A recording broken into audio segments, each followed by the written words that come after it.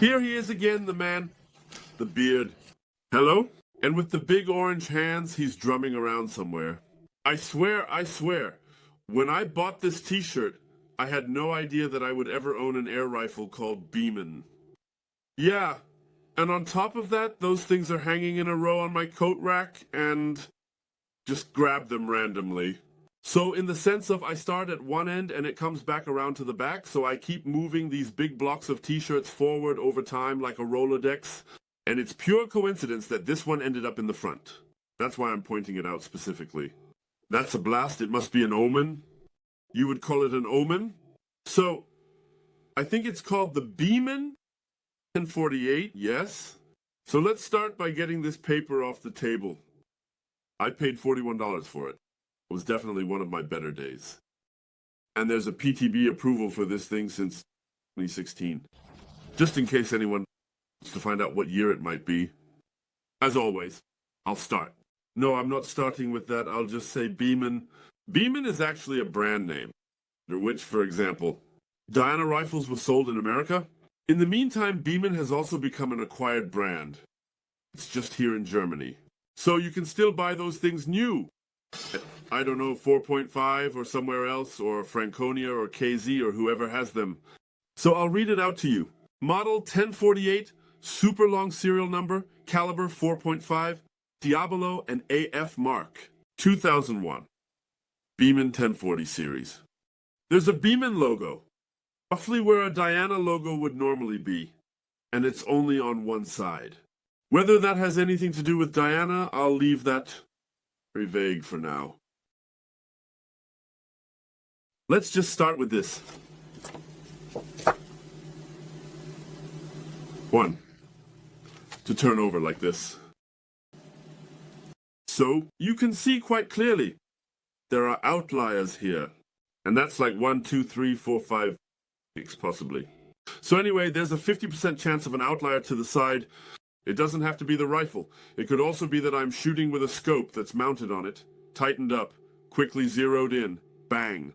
It could always be that I haven't tightened something properly, that something is loose. So, I don't have the time or the energy to really do hard tests for days and weeks. So it could be that it's not the rifle, but simply the scope. I'm just mentioning this. The decision is up to you. Nothing is loose. The only thing that's rattling here, as always, is the rod down here. Yeah. What else should I really say about that? First, I'm going to do the final performance here. As I said, everything I have in front of the table, at least I won't forget it later and have to awkwardly add it in. Rifle. Beeman 1048. So, shot count 14. Why did I only take 14 shots? Did I fall asleep there? Did I think it's zeroed in? Now I can stop. So I apparently forgot to measure 6 shots. Alright. What finds hier mit der Max? 146 name is 5.4.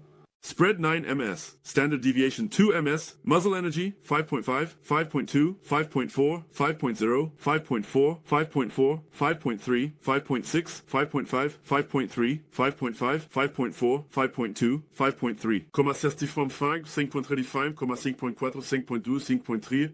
Yeah, I would say so. 5.2, 5.3, I would say that's a perfectly adequate average.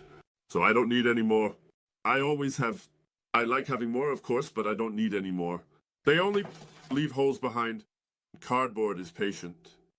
So, besides, I always have a certain selection. I can always grab some hot rifle, where people say, yeah, the 7.5s will be pushed to the limit. But I don't need that to shoot at cardboard targets. 2001. Wood. Let's start with wood. I really like the color. It's just darker. These days you usually get relatively light stuff. This is really nice and dark. I can already see on my monitor a bit of green is being mixed in. So you have to imagine it a bit darker, more towards teak or mahogany. I can't say exactly what the result will be during post-production. But this color that I see on my monitor doesn't match. It's a nice dark color. Little sound. Beeman, the logo. The thing has signs of use, like dents and marks. It's not worn down or anything, but it has definitely lived a bit. We have a thick, non-slip, soft shoulder pad, a butt plate. As always, I want to point out that it's nicely divided here, so you can put something in between. Very good. Oh, it fits almost perfectly for me in terms of length. Very nice. That's really a long stock. Wood. Yeah, there's a lot of wood too. So even when you grip it from the front, you really can't touch the metal. You're really just holding wood. There's no fixed sight on it. I can't really say anything about that. This thing is designed from the get-go to be shot with a reticle. 2001. The trigger guard, yeah, looks kind of funny. It's square-shaped, ribbed, made of plastic, nicely milled into the wood. Phillips head, and it's countersunk. So you definitely can't get any flukes in there. Fest for fire and safe. So here's one of my favorite trigger safeties. Automatic, of course. A trigger, so I would say it's made of metal. Yeah, it's made of steel. And it's U-shaped. Any screws to adjust something? I would say no. There's nothing to adjust. The trigger just pulls. Metal.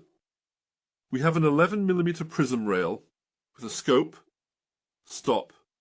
So the scopes don't wander around too much. This back part is just some kind of ribbing. It doesn't mean anything.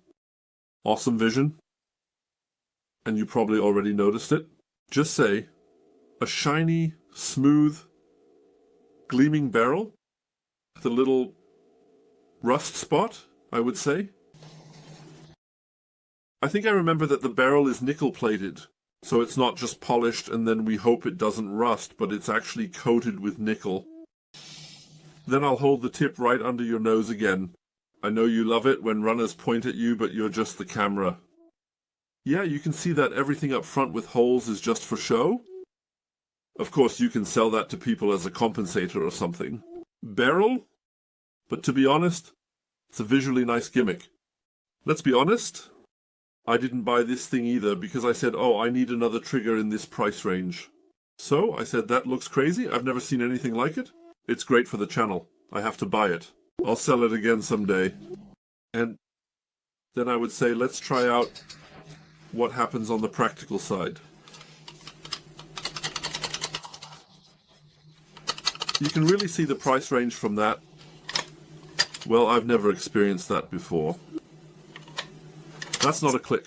I'm just pushing the barrel down. You get the feeling that there's no ball lock at all. Probably.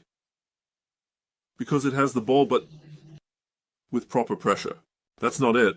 That bull barrel was probably massive. That barrel is really thick. How thick is it actually? My magic drawer has all sorts of solutions for all kinds of silly stuff here. This barrel is almost 20 mm thick. Yeah, it's already in place. So, oh, I didn't want to pull it all the way back yet. But I already have...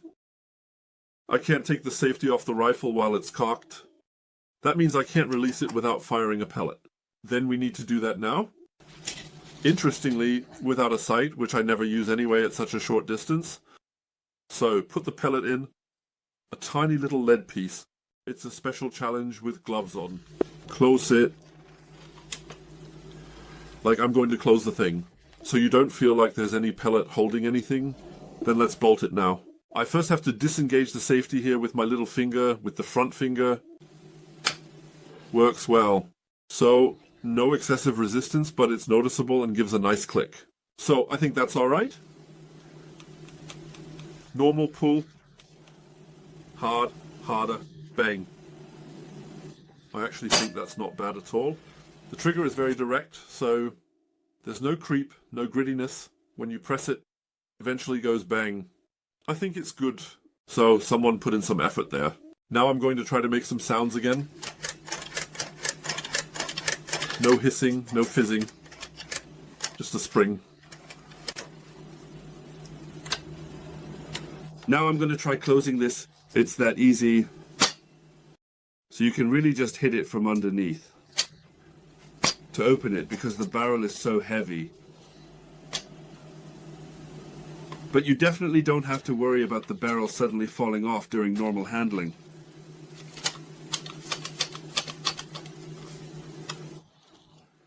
Yeah, whatever it takes, you can manage it. Okay.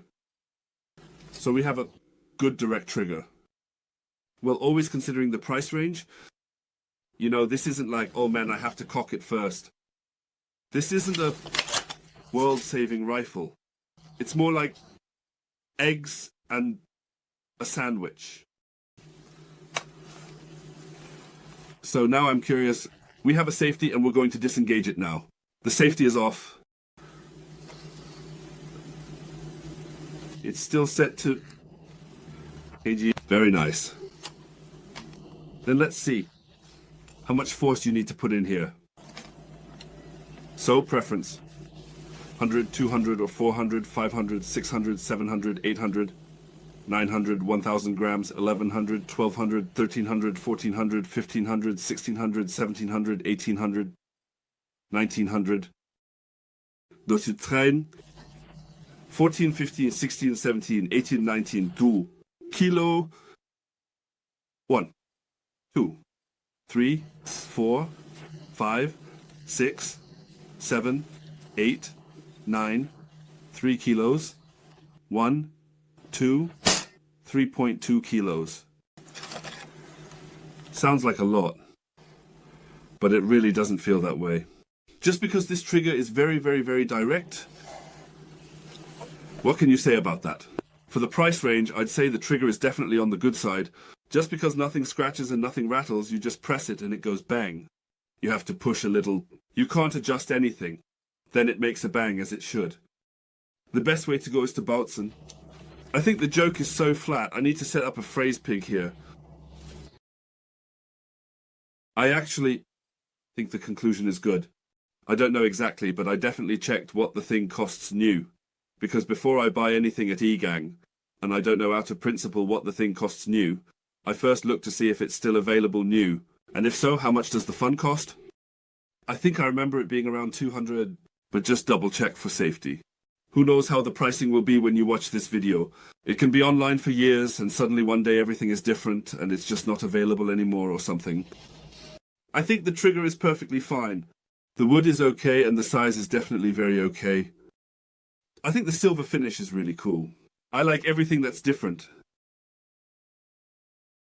Yeah, the muzzle brake is just for show, but nothing against show, even if there were neon on it. I know people who get really vascular issues. If something is colourful neon, I have no problem with that at all. Life is grey enough. Let something be colourful for once. Yeah, I'd say that's totally fine. Is there anything better? Yeah, sure. I bought my Diana 75 back then at eGun for 153. That's something better. The problem is you usually can't get it for 173, 53, 153, and most of the time you pay more like around 200 for it. Even then, you're still on a level with something like that. So you really have to think about what you want. Of course, a Diana 75 is a completely different kind of rifle. Put the Diabolo in, close that little loading groove. Again, adjust the sights. And of course, it weighs over 5 kilos. When it clicks here, put the Diabolo in, click it shut. Well, break barrel rifles just have a certain fun factor when it's not about tenths of rings, but just about tenths of matchboxes. Do you actually shoot at empty matchboxes or full ones? I'd really like to know that. Best to write it in the comments. If you shoot at full matchboxes, then there are probably some bone fragments sticking out back there. Something like that. I was young once too. I used to do that kind of crap back in the day. Alright, let's leave it at that. The guy is already drumming again after just 15 minutes. Wants to mess around with some shooting rifle. And words are popping into my head that you young folks probably don't really know anymore. And then knilch popped into my head. What kind of knucklehead is that? You can also say that knilch sounds a bit like a crunch with a Chinese accent. There will also be a knucklehead coming out of that. But, you know, sometimes I think about stuff like that a lot. I once saw a short report on TV where they asked younger people in a pedestrian zone what this means, what that means. What was completely normal for us old bones was prosaic language from the beginning of the last century, a bit like Rammstein. And many just had a huge question mark over their heads. They knew what thin kebab meant, but had no idea what a kid meant, for example, would be yes, or a galley, or bring the junk, or some other stuff. There are things that aren't directly in the dictionary. Okay, here I see a bit of the quite interesting, like a detail. Key. A key was applied, so you can obviously unscrew the barrel. Found a set screw. Unsure why. Maybe for an accessory? Let me know. I have no idea what it's for, because I believe it's used to screw the barrel in, not to hold anything in the barrel. It could of course be that some kind of accessory was intended here, but if you know what a hole like this would need to be closed with a set screw, let me know. I'm really interested. I'm just here to learn. Thanks for tuning in, says the guy who keeps insisting and doesn't just let it go with a certain mania until his camera has to turn off all by itself. And I think now I'll take my time to read my t-shirt and then I'm out. And I think now I'll take my time to read my t-shirt and then I'm out.